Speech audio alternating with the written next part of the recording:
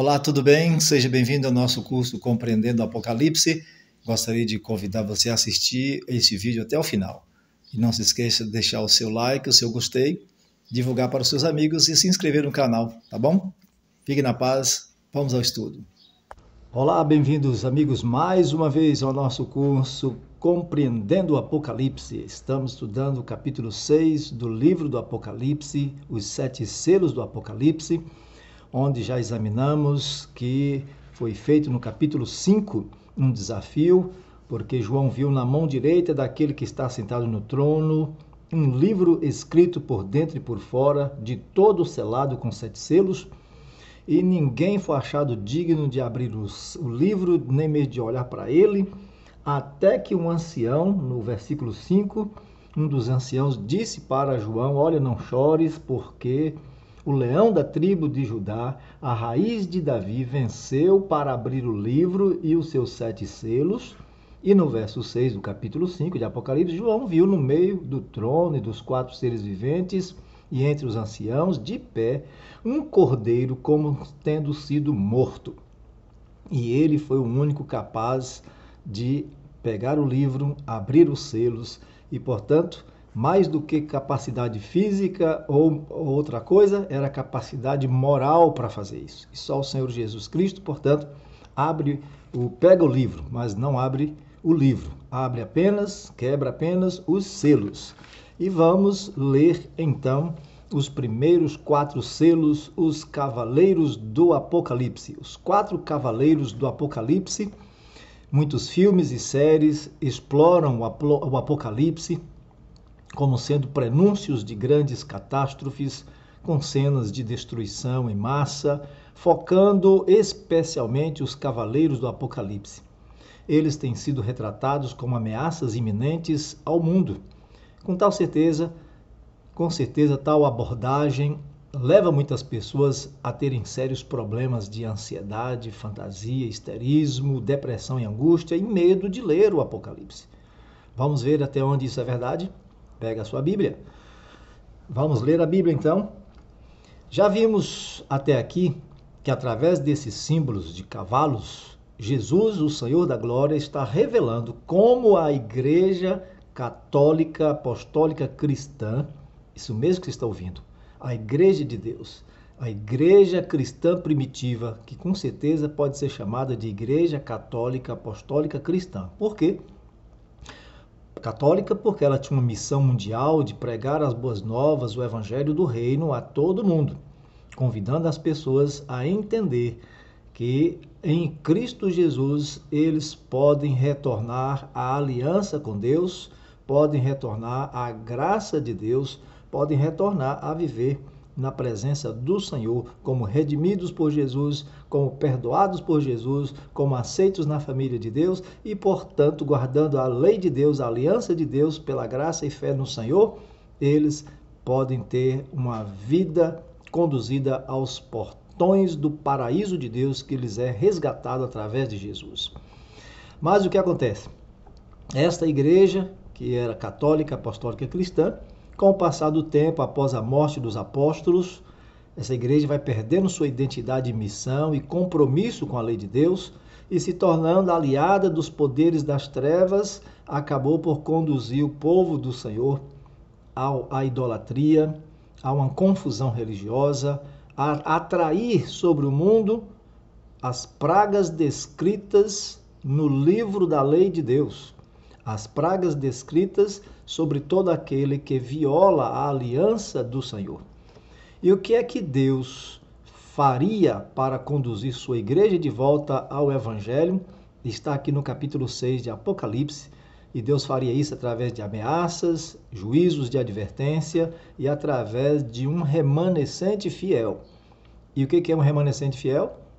É que no meio da igreja, que vai se afastando dos princípios da Bíblia, há pessoas que desejam que ela retorne à pureza do Evangelho, retorne à aliança de Deus, retorne a guardar a lei de Deus e seja de fato a igreja do Senhor nessa terra. Então o remanescente fiel está na terra para poder fazer com que a mensagem chegue aos fiéis de Deus que estão em todas as igrejas. Em todas as igrejas, católica e evangélica, Deus tem um remanescente que precisa ouvir esse evangelho, precisa ouvir essa mensagem para que eles assumam o compromisso de revolucionar esse mundo e ajudar a igreja a voltar aos princípios fiéis da palavra do Senhor. Tudo bem, então? Então vamos lá. Através desse símbolo dos 4 cavalos, 4 cavaleiros, Deus tem uma mensagem de amor para trazer sua igreja de volta. Mas é uma mensagem muito clara. Uma mensagem que ele quer que a igreja entenda. Ou ela retorna, ou fica de fora dos termos de bênçãos e proteção da aliança. É muito importante entendermos isso. Está comigo? Pegue sua Bíblia. Apocalipse 6, verso 1 e 2. O primeiro selo. Vi quando o Cordeiro abriu um dos 7 selos e ouvi um dos 4 seres viventes dizendo, como se fosse voz de trovão, vem. Vi então, e eis um cavalo branco e o seu cavaleiro com um arco, e foi-lhe dada uma coroa, e ele saiu vencendo e para vencer. Aqui está. O primeiro selo é quebrado. Um cavalo branco aparece, e um cavaleiro com um arco e coroa, saindo vencendo e para vencer. O que dizem os comentaristas sobre este simbolismo aqui? Dizem que aqui é o anticristo e as forças do mal. Alguns estão reconhecendo aqui que essa apresentação se parece com a de Jesus no capítulo 19 do Apocalipse, que também está montado num cavalo branco e o segue os exércitos do céu. Então acham que o diabo está aqui imitando Jesus. E, portanto, aqui seria o anticristo. Não concordamos com essa interpretação. Por quê? Porque o branco é símbolo da pureza de Cristo e de sua igreja. O branco sempre se refere a Deus, nunca ao mal. No Apocalipse e nas Escrituras, Deus e Cristo são representados com cabelos brancos. Os salvos têm vestes brancas, que a Bíblia diz que são os atos, as obras de justiça dos santos. Deus está sentado num trono branco e assim por diante. Portanto, essa simbologia representa a mensagem do Senhor Jesus através de sua igreja, que é representada por um cavalo. Então, o cavalo branco é como a igreja é representada no seu esforço de evangelizar o mundo com uma mensagem pura, uma mensagem de juízo contra o pecado e de justiça para os crentes fiéis através da fé nos méritos de Jesus. O cavaleiro é a liderança e o caráter que a mensagem visa reproduzir nos fiéis. O caráter de Cristo, o Verbo de Deus. A mensagem de Deus visa transformar seres pecadores em representantes dele nessa terra. Imitadores de Cristo, semelhantes a Cristo no caráter. Observe que esse cavaleiro, ele tem uma coroa, que em grego é Stéfano. Essa é uma coroa de vitória. Essa é uma coroa que se ganha nos Jogos Olímpicos. Alguém aqui está lutando e ganhou esta coroa. Então a igreja é motivada a lutar com Deus contra o pecado, contra as más tendências herdadas ou cultivadas, como Jacó lutou e se tornou o Israel de Deus. Deu para entender? Pois é isso. O primeiro ser vivente, que Apocalipse 4, verso 7, diz que é um ser com a aparência de um leão, e é muito importante isso, porque o leão representa a tribo de Judá. É a tribo da lei, é a tribo que sai em liderança contra os poderes do mal. Então é esse ser com aparência de leão, com voz como de trovão, quem chama esse cavaleiro à cena. Ele sai como um conquistador, esse cavaleiro, mas não com a força das armas. Veja que seu arco não tem flechas. Por quê? Porque sua mensagem é a paz e o amor do Evangelho. Isaías 27, versículo 5. Abra sua Bíblia. Ou que homens se apoderem da minha força e façam paz comigo. Sim, que façam paz comigo. Este é o Evangelho do Senhor. Um Evangelho que ensina que o pecado pode ser vencido, ou seja, o Senhor Jesus venceu, quitou a dívida do homem, e o homem pode retornar ao favor divino. Ele pode obedecer à santa lei de Deus pelos méritos, pureza e justiça imputadas do Senhor Jesus. Por isso a cor branca do cavalo e do cavaleiro. A igreja cristã primitiva, a igreja dos apóstolos e discípulos, essa igreja que podemos chamar de igreja católica apostólica cristã, porque ela tinha os apóstolos como seus líderes, tinha as escrituras como sua autoridade e o Espírito Santo como seu guia. Essa igreja levou a mensagem de Jesus a todas as partes onde era possível chegar. Em todos os lugares, multidões eram libertas do cativeiro do pecado e das mentiras que demônios, fantasiados de deuses, aprisionavam o povo por séculos. Os Salmos 45, versos 3 a 5, dá-nos uma ideia de como Deus é representado como um herói montado a cavalo, saindo para vencer as forças do mal. Salmo 45, verso 3 a 5. Cinge a espada no teu flanco, herói, cinge a tua glória e a tua majestade, e nessa majestade cavalga prosperamente pela causa da verdade e da justiça, e a tua destra te ensinará proezas. As tuas setas são agudas, penetram o coração dos inimigos do rei, os povos caem submissos a ti.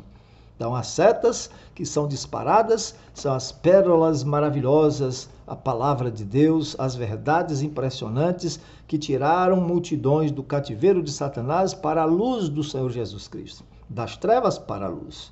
Então, a igreja, no poder do Espírito Santo, desde o Pentecostes, a igreja saiu vencendo e para vencer.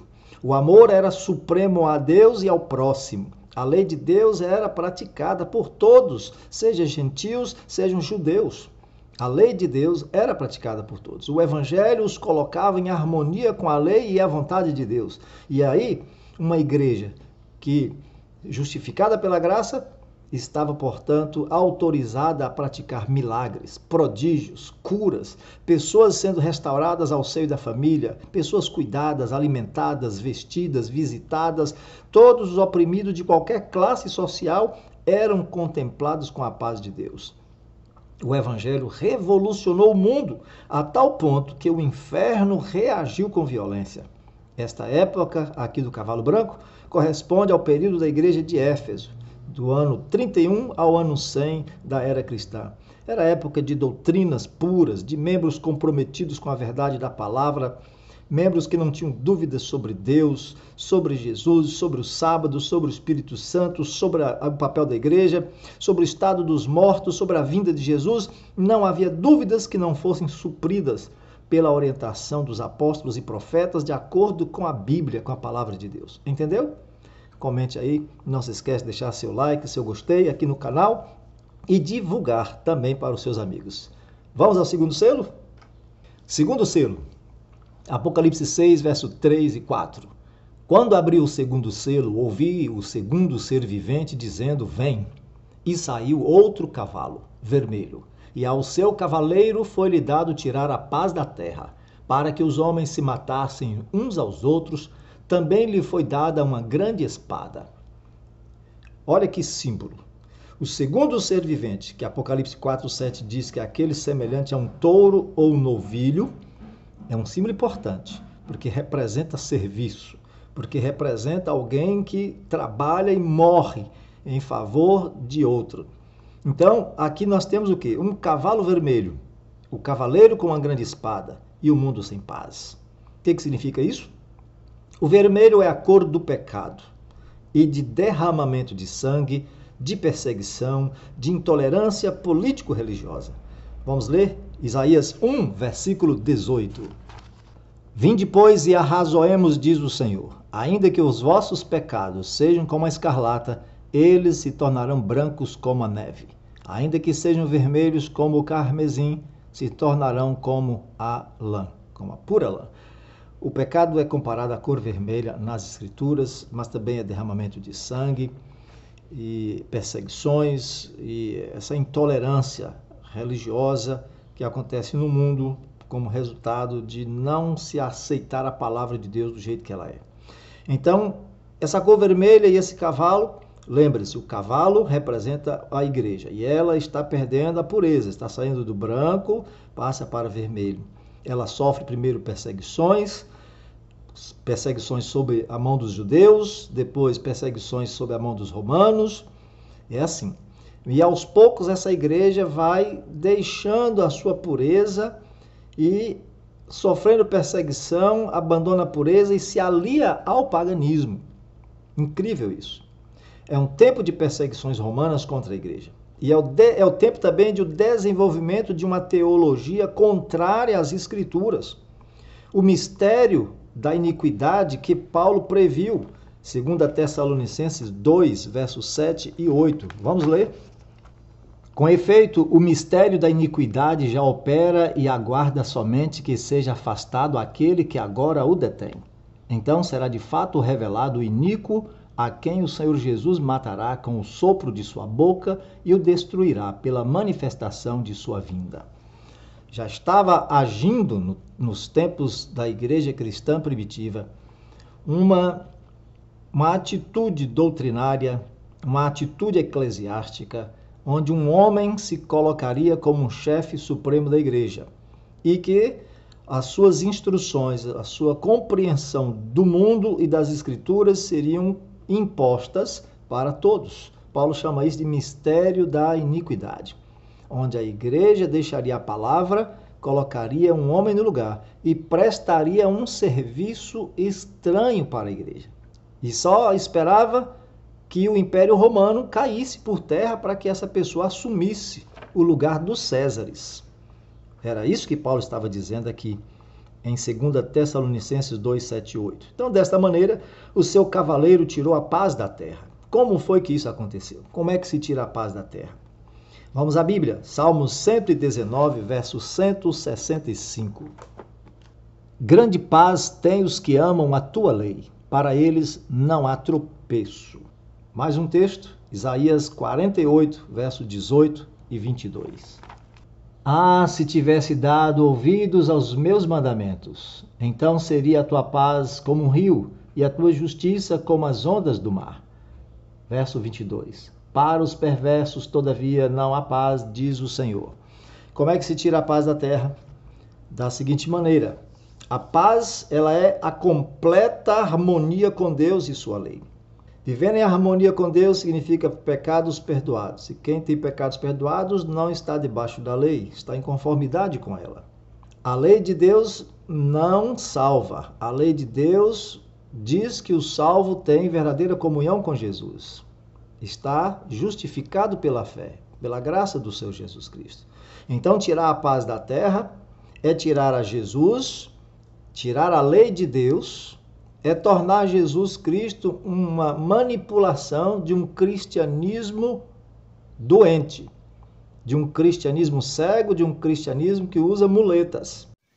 A lei é uma expressão da graça de Deus. Jesus e a lei andam de mãos dadas. Não que a lei salva, isso vai ficar claro para você.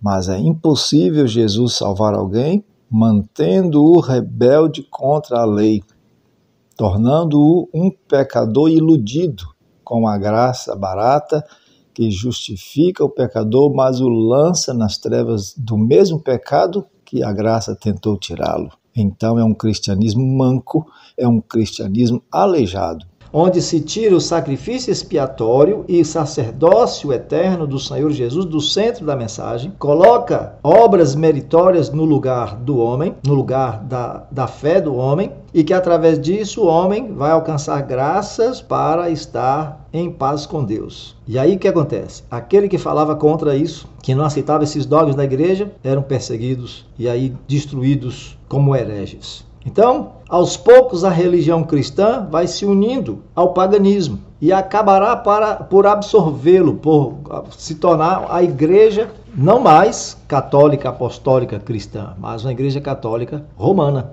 E é assim, a igreja ficou apostatada, paganizada, e chegou também com ela todas as maldições preditas na lei de Moisés, como deixaram a aliança de Deus. O resultado foi a falta de paz, guerras, fomes, pestes, intrigas palacianas, jogo de interesses, etc. Onde a igreja chega, essa igreja apostatada, a discórdia vem junto. Se você quer saber, depois que o cristianismo ficou paganizado, quando ela surgiu, o mundo nunca mais teve paz. São guerras e intrigas políticas e o dedinho da igreja. Cismas e confusões religiosas e o dedinho da igreja. E assim tem sido desde sempre. Judeus mataram cristãos, romanos mataram cristãos e judeus, cristãos mataram judeus, cristãos mataram cristãos, cristãos mataram muçulmanos, muçulmanos matam cristãos e matam judeus. E assim tem sido. Por quê? Por conta de uma igreja que perverteu o evangelho, utilizou esse evangelho para dominar as pessoas e colocar no centro dela a figura de um homem e não a figura de Jesus, mas um sistema político-religioso. E é assim, meus amigos, as mazelas sociais sempre têm um viés ideológico-religioso. Por que isso acontece? Porque rejeitaram o evangelho. O Senhor Jesus fez esse alerta em Mateus 10, verso 34 a 36.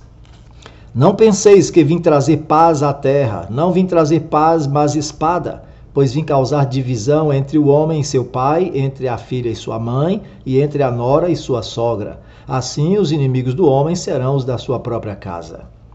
Por que isso acontece?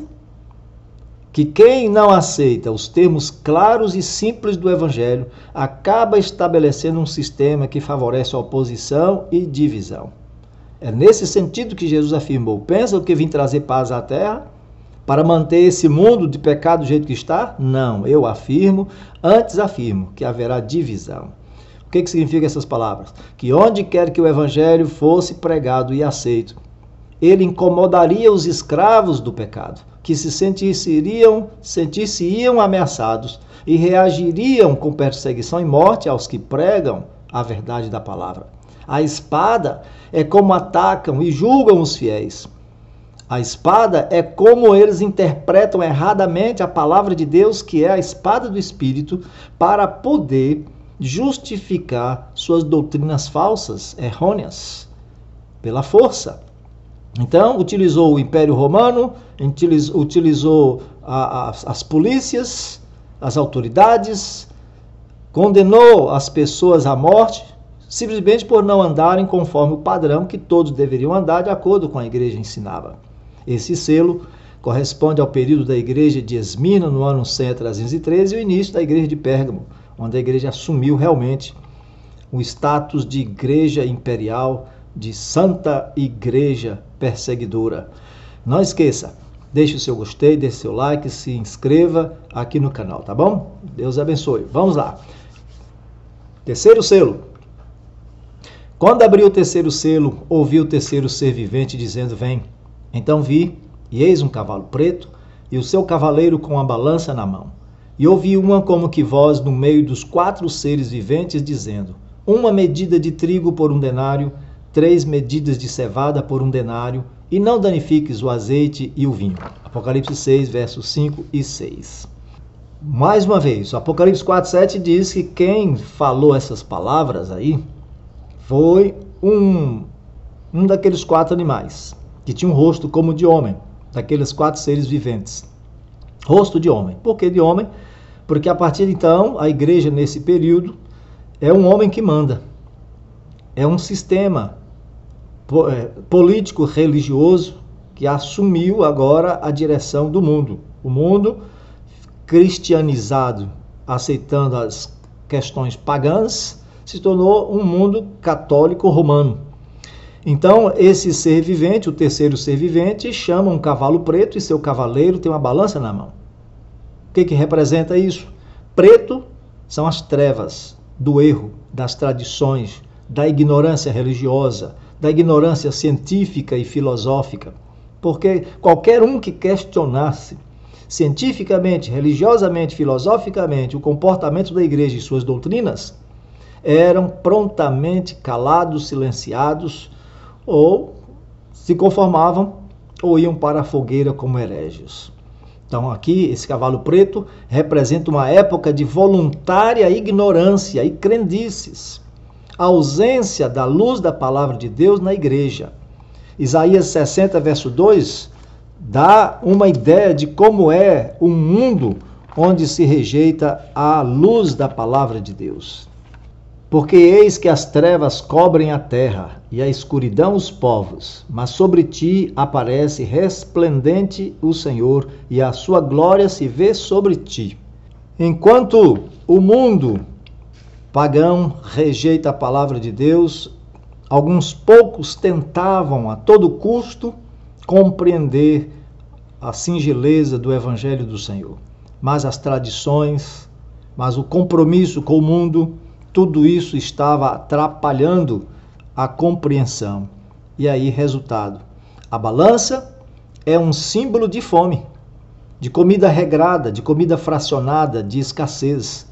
Quem indica essa escassez é uma voz vinda do trono, do meio dos seres viventes. Talvez o próprio Deus, o Pai, falou isso, talvez o próprio Filho, o Senhor Jesus, para lembrar os incrédulos os resultados da violação e abandono da aliança.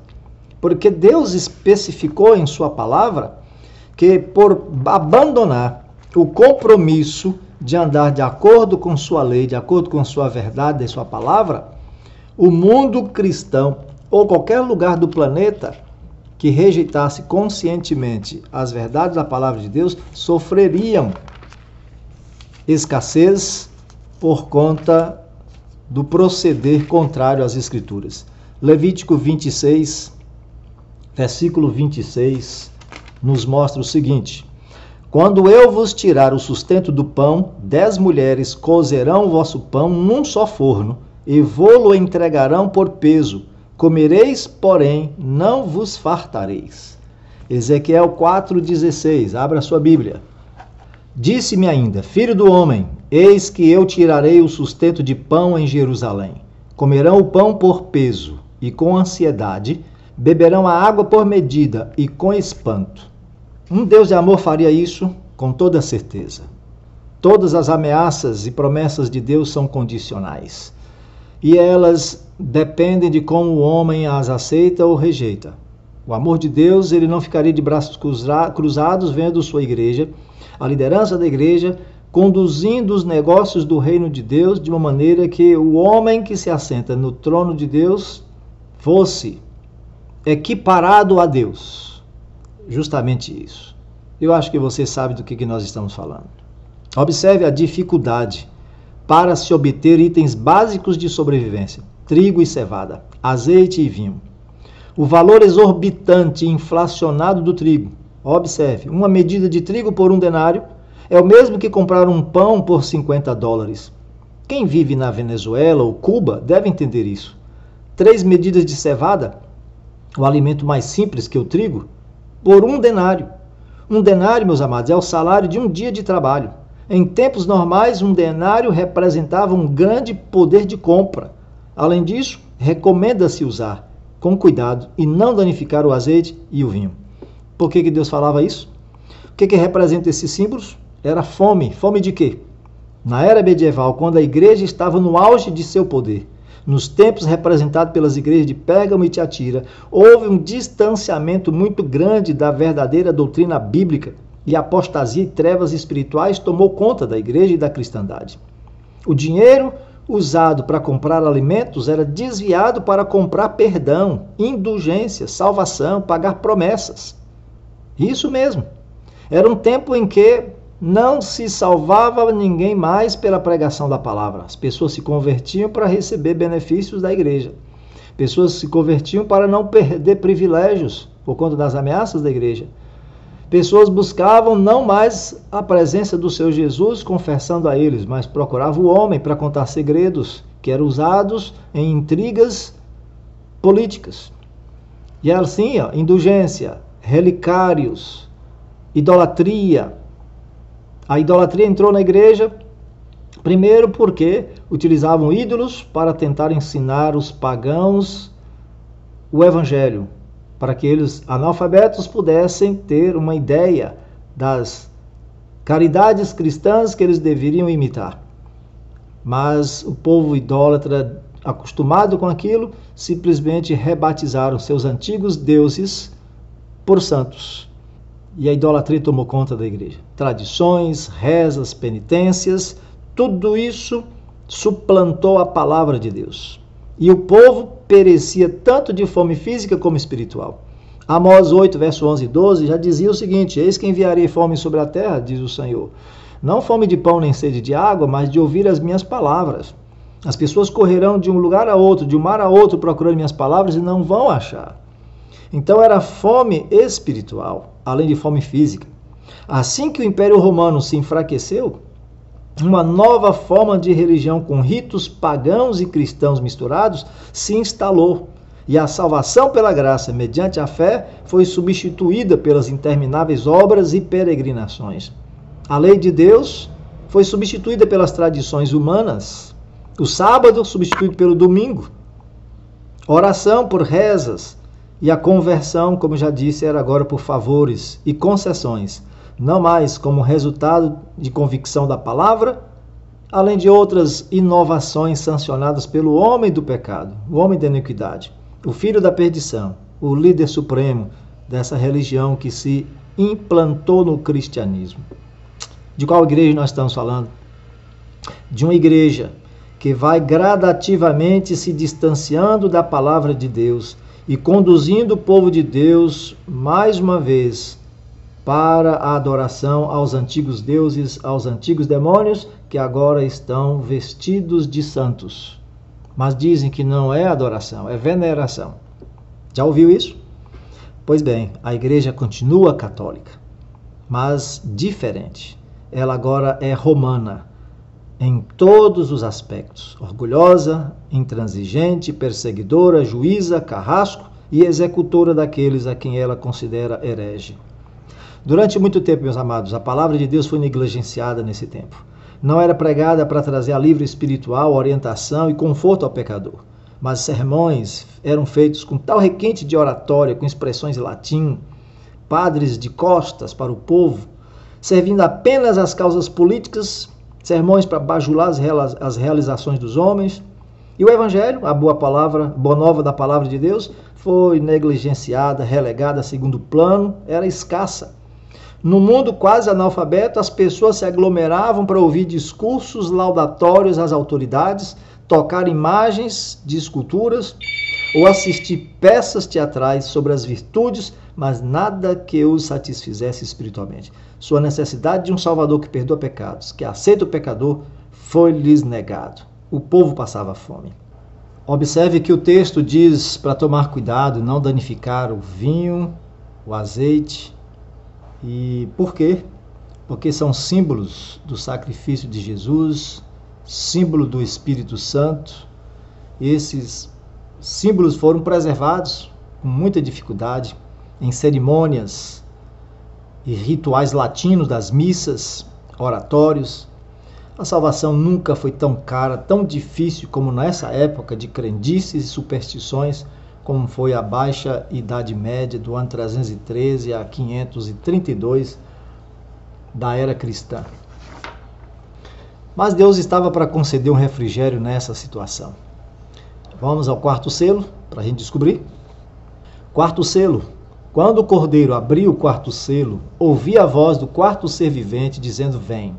E olhei, e eis um cavalo amarelo, e o seu cavaleiro, sendo este chamado Morte, e o inferno estava seguindo. E foi-lhes dada autoridade sobre a quarta parte da terra, para matar a espada pela fome, com a mortandade, por meio das feras da terra. Apocalipse 6, versos 7 e 8.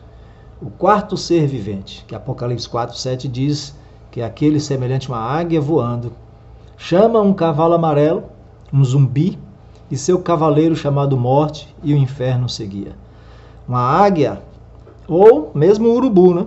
Porque aqui é símbolo de morte. Estamos, então, nos anos da igreja de Sardes e Filadélfia, na Alta Idade Média. O que aconteceu é que dos anos de 1538 a 1517, como resultado da incessante recusa de voltar às origens, de voltar à pureza do Evangelho, de retornar a obedecer aos termos da aliança divina, o mundo colheu um terrível resultado. A igreja induziu o mundo ao erro, e todos sentiam as consequências de se submeterem às leis de um poder despótico, arrogante e terrível, que pretendia agir em nome de Deus. E o resultado? A morte. A morte é consequência natural do pecado. resultado da fome predita no terceiro selo. Jesus é o único que a pode dominar. Ele tem as chaves da morte e do inferno. Ele morreu e ressuscitou. É o único que pode dizer o que acontece com quem morre. E ele não disse que mortos vão para o céu, que almas sobem para o paraíso. Ao contrário, almas não sobem. Elas descem à sepultura, descem à cova. Inferno aqui é a sepultura. Jesus ensina que a morte não é definitiva. Ela finalmente, juntamente com o inferno, a sepultura, vão acabar. Porque Apocalipse 20:14 diz que haverá um grande lago de fogo, onde a morte e o inferno serão lançados no lago de fogo, juntamente com Satanás, a besta e todos os seus seguidores. Então, esse período de intensa afastamento da palavra de Deus, doutrinas como essas, vindas do paganismo, vindas da filosofia grega, de que a pessoa tem uma alma eterna, de que mortos continuam vivos em algum lugar, no purgatório, no limbo, no inferno, no paraíso. Isso tomou conta da igreja. Então, a personificação desses grandes terrores da humanidade, morte e inferno, morte e sepultura, demonstra claramente o afastamento da fonte da vida. Jesus e sua palavra não eram o alimento do povo, da igreja, mas as tradições, as crendices, tudo aquilo que as pessoas sentiam medo, mas procuravam, mas não encontravam respostas. Por isso esse cavalo branco foi sendo substituído pelo preto, agora depois pelo vermelho e agora pelo amarelo, porque a palavra foi sendo rejeitada. Lembrando que o cavalo é a igreja, o cavaleiro é a liderança da igreja. Então é alguém que está conduzindo a igreja para esse estado. Esses dois elementos matam a quarta parte da terra pela espada, pela fome, com a mortandade, a peste, por meio das feras. E quem quer que já teve aula de história e levou a sério, não tem dificuldade de reconhecer uma Europa devastada pela peste negra, a peste bubônica, como uma referência que está escrita aqui.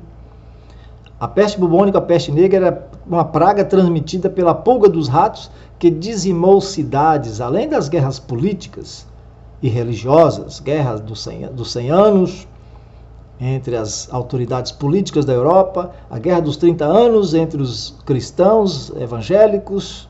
Então, em todo lugar, seja na Europa ou fora dela, onde a palavra de Deus era barrada, era impedida, a catástrofe seguia seu curso. Onde a palavra não era bem recebida, o mal levantava sua cabeça. Estas foram as formas que a providência divina utilizou para despertar a consciência do cristianismo apostatado a retornar à pureza do evangelho, conduzindo um povo ao arrependimento e de volta à proteção de sua santa aliança. Muitos foram os reformadores, mesmo dentro da própria igreja estatal, que fizeram apelos, clamaram por mudanças e foram rejeitados como hereges e mortos. Francisco de Assis, Savonarola, John Hus, John Wycliffe, Martim Lutero e tantos outros que se levantaram para chamar a igreja a retornar às 5 solas da Reforma Protestante. Era a maneira como eles tinham de chamar a igreja ao arrependimento. Para crer em Deus, somente a graça, sola gratia, sola fide, somente a fé, solos Christus, somente Cristo, sola Escritura, somente as Escrituras, só lhe deu glória, glória somente a Deus. Era a maneira como Deus estava chamando a igreja de volta, mas foram rejeitados. Mas acabou, Deus continuaria apelando com toda certeza. Amigos, a pregação do Evangelho ainda continua e não terminou. O cavalo branco ainda persiste e o mundo ainda terá a segunda chance. Apocalipse 18 fala da última dotação de poder. A chuva serôdia, o derramamento do Espírito Santo, que vai dar força à mensagem de pregação e vai abalar a estrutura desse mundo que ainda rejeita sua lei. 3 mensagens angélicas estão sendo pregadas como o último apelo à humanidade. Está em Apocalipse 14. Desde a época da Reforma Protestante, Deus tem tentado abrir os olhos de todos os líderes religiosos para as verdades negligenciadas de sua palavra e para a realidade de um juízo por vir. Porque não era plano de Deus que se multiplicassem igrejas com tantas e variadas doutrinas, causando confusão na terra. Então, cismas, intrigas têm se levantado a cada novidade de interpretação bíblica. O inimigo uniu o cristianismo com o Estado e perseguiu os fiéis dissidentes. Depois ele separou esse cristianismo em fragmentos protestantes e perseguiu os fiéis dissidentes. Agora visa uni-los novamente, só que agora sob a aclamação de que o protesto acabou. Não há mais motivo para os protestantes falarem contra a Igreja Católica. Eles praticam os mesmos desvios, as mesmas aberrações, os mesmos crimes que a Igreja Católica pratica. O protesto acabou. Agora o que vai causar a união é uma causa única, pelo meio ambiente, pela família, pelas relações trabalhistas. De qualquer forma, o povo de Deus dentro dessas igrejas continua como massa de manobra, sendo conduzidos à destruição final. Só vai poder comprar e vender somente aqueles que tiverem a marca da besta. A marca da besta. Você está consciente disso? Nem você, nem a maioria dos religiosos. Será uma terrível surpresa para muitos ver a grande igreja tornar a se erguer novamente, recuperando antigos poderes políticos, só que agora com a ajuda de iludidos protestantes. Quem viver verá. Se prepare, pois o engano será fatal. Então, meus queridos, ainda faltam 3 selos que nós vamos estudar, mas até aqui você entendeu.